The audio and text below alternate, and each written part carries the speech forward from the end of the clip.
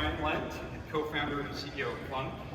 I view that data is the energy of the 21st century. I'm going to start by taking us back in time to the earliest days of the internet.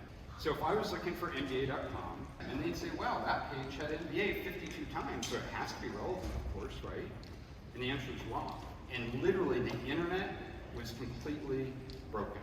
In 1994, while I was pursuing my PhD in computer science at Stanford University, I teamed up with another peer of mine, same year student, a guy named Sergey Brin, you've heard of him. And we formed together a team called Midas for mining data at Stanford. And we used that team to build our PhD research, which was mining the text on the internet. We found, by using better data and analytics, that the internet, in fact, was this hyper-connected graph of nodes. And so what we realized is that rather than take the keywords within the web pages, we use the keywords on the links to the internet, we could develop a much better way to rank pages. In 1998, to join the Amazon technology team. This is also when Amazon was very, very young. Jeff's vision, for those who didn't know, was to build e-commerce retailing by using the data of the site to make it better.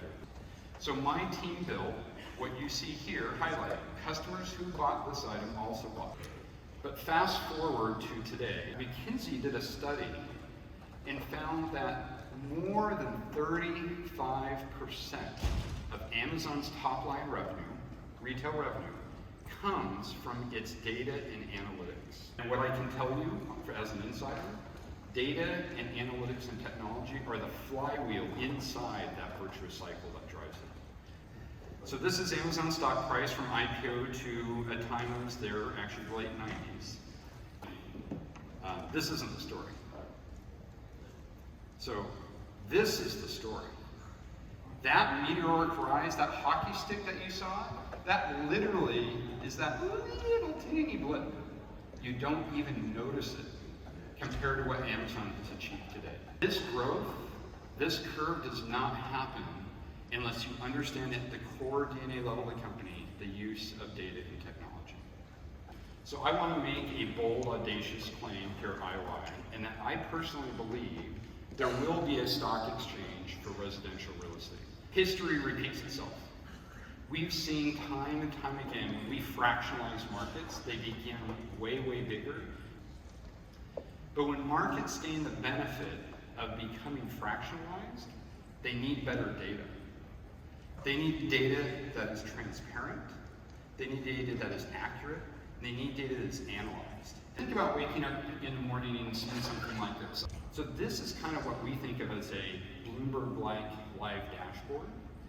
And this is designed to help completely decimate and destroy the information asymmetry problem that all of us have relative to the major online portals. Because we know that realtors are the local experts, and we want you to be the trusted authority on this data. Prop tech has had so much innovation over the last 2 to 4 years.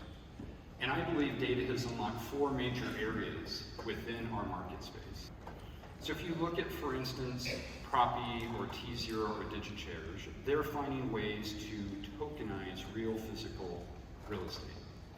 Or if you look at a company like Arrive, they're finding ways to allow us to buy fractional shares of single-family rental homes and share in the revenue income and the rental income from those homes. Home hubs are a technology I'm personally very fascinated about. This is the ability for us to connect realtors, lenders, appraisers, buyers, contractors, all in one spot to be able to communicate, to have a dialogue through the entire home ownership journey. These securitized home equity products are using these advanced analytics to set proper valuation baselines for equity and unlocking countless forms of access to that capital. And there's obviously dozens of new ways to buy and sell homes. One I'm most excited by is the institutional investors. But Wall Street has gotten smart. Wall Street knows that real estate is one of the best hedges to inflation. So they have targeted ownership in this sector anywhere from 20 to 25%. We are absolutely at a massive, major inflection point. So I want to look at one of the other markets that we have built in the United States that has been critical to our company's and country's success, and that's the New York Stock Exchange. Is that it took the NYSE more than 200 years to get to 500 million shares traded daily. But what's important here is the rest of the curve, right? It went from 500 million shares traded per day up by a factor of 10x in 30 years. That's exponential growth. So when we think about 10 trillion is where we're going. By the way, 10 trillion is not the top of this chart. 10 trillion is probably 1 or 2 dots above this chart. We have a massive opportunity that's much bigger than 10 trillion. So I'd just like to wrap up with a quote. That's something I think about constantly. And it's from Jeff Bezos.